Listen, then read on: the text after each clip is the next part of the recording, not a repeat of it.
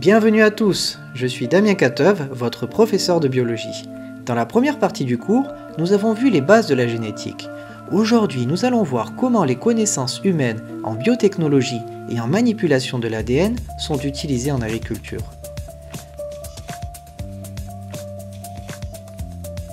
La transgénèse consiste à modifier génétiquement un être vivant en insérant dans son génome un ou plusieurs gènes provenant d'un autre animal, d'une plante, d'une bactérie ou d'un virus. Par exemple, des scientifiques ont isolé chez certaines bactéries du sol un gène responsable de la production d'une protéine toxique chez les chenilles. Ce gène a été ensuite incorporé dans l'ADN du maïs.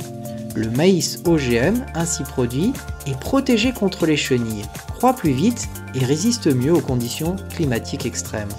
Sur ce même principe, on a créé des souris fluorescentes ou des bactéries produisant de l'insuline.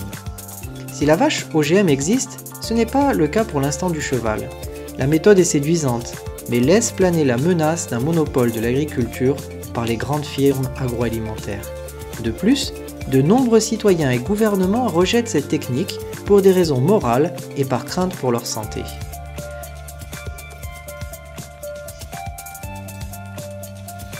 Le principe du clonage consiste à créer un animal dont le génome serait identique à celui d'un autre animal. Pour cela, on extrait son ADN et on l'implante dans un ovule que l'on a vidé de son matériel génétique. L'ovule est ensuite soumis à des chocs électriques, ce qui va le pousser à se diviser et se multiplier, formant ainsi un embryon qui sera introduit dans l'utérus d'une mère porteuse. Plus tard, naîtra la copie conforme génétique de l'animal, c'est-à-dire son clone. Grâce à cette technique, les éleveurs peuvent reproduire à volonté leurs meilleurs animaux. Cependant, cette technique est coûteuse et le taux de réussite faible.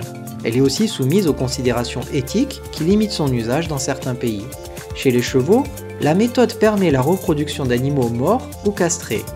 Les clones ne peuvent pas participer à la plupart des compétitions, mais leurs descendants si. Dans tous les cas, ce genre de pratique augmente la consanguinité des populations de chevaux d'élevage. Je vous remercie d'avoir visionné cette vidéo.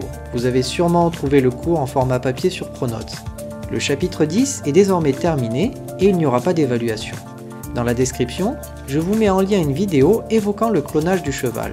N'hésitez pas à me contacter si vous avez des questions via Instagram ou Pronote.